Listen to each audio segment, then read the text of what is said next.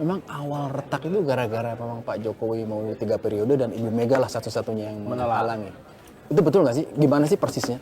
Katanya semua partai sudah oke, tinggal PD Perjuangan. Oh iya, jadi saya mau cerita gini. Saya mendapat informasi langsung. 1 hari setelah keputusan MK 2019, itu para pengacara yang berperkara di MK mewakili kubu Jokowi Amin, itu kan diundang ke istana. Ya. Lalu pada saat itu ada 3 orang bertemu Pak Presiden langsung. Di situ udah ditanyakan gimana kalau mau 3 periode seperti apa caranya. Oke. Ya, Gitu nanya, pintu. Yang nanya Presiden langsung. Iya dong. Salah satunya ke Pak Yusril kalau nggak salah. Lalu kan kalau nggak salah. 3 bulan kemudian kalau nggak salah Pak Yusril dipanggil lagi. Itulah pengakuan Pak Yusril tahun 2022 bahwa dia pernah membicarakan soal 3 periode dengan presiden gitu loh. Nah, tetapi kan kita lihat sendiri beberapa bulan setelah dilantik muncul nih Bahlil, Pak Luhut, dikumpulkan relawan-relawan ya kayak para JP segala macam itu 3 presiden, 3 periode ya. Lalu Julhas, lalu Caimin, Pak Erlangga, dan sempat juga Pak Surya Paloh. Ini kan semua kiblatnya istana. Jadi kan nggak mungkin kalau Pak Jokowi nggak suka, kalian semua diem. Emang ada yang berani bicara kan nggak? Lalu kalau sekarang dibilang nggak pernah Pak Presiden, ya disuruh tanya Ibu Mega, ya minta langsung sama Ibu Mega, ya enggak lah. Ya kan ya nggak mungkin juga, gitu loh. Tapi kan kita tahu dari ini pesan-pesanan. Lah saya kan di DPR pada waktu itu didekati oleh partai-partai lain. Udahlah kalian inilah kan ini COVID.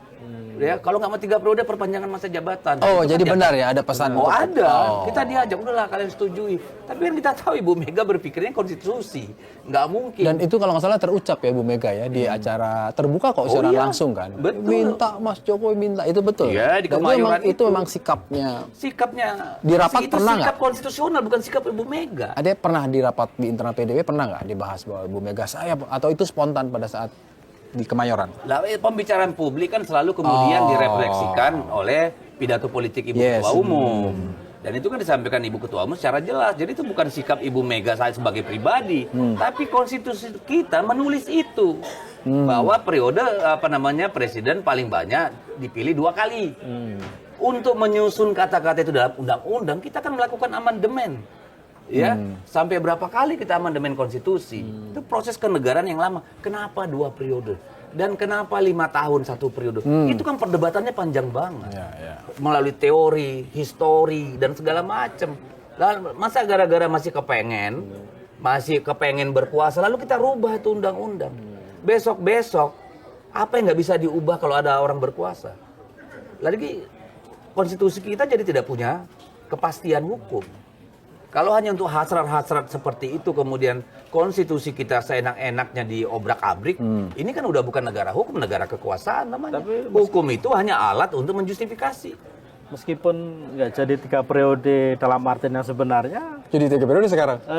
Tapi sepertinya masih berasa presiden dia masih keliling-keliling. Ya masih main presiden-presidenan. Ya kasihlah waktu. Karena kan orang kalau udah 10 tahun dan masih punya hasrat terus tiba-tiba nganggur kan. Bukan. Pasti masih ada. Kalau kita melihat itu adalah sisa-sisa kader PD Perjuangannya. Karena Ketua Umum PD Perjuangan selalu memerintahkan kadernya turba. Nah, sampai sekarang Pak Jokowi. Jadi Bang Deddy harus bangga juga. Masih ada sisa, Bang. Masih ada sisanya, Bang. Kenapa masih turun gitu? Artinya boleh tidak jadi presiden. Ya itu satu perspektif. Kalau kita kan perspektifnya ini bisa jadi ada lupa kan.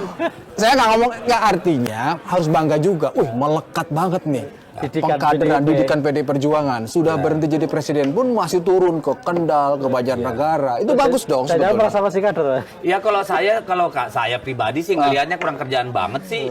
Kan ada Menteri Perdagangan, ada tim pengendali inflasi daerah, ada Bulog, ada wali kota, ada bupati, gubernur. Lalu buat apa semua struktur pemerintahan itu? Tapi dia sudah dikasih oleh konstitusi 10 tahun untuk memperbaiki yang kurang di negara ini. Masa masih kurang? Kasihlah orang lain bekerja, masa lu melulu sih? Kalau udah dikasih sama anaknya. Hah? Nah itu dia. Disuruhlah anaknya keliling-keliling sana. Tapi jangan lupa anaknya juga kader PD Perjuangan juga loh. Pernah ya. Diakui yang paling penting.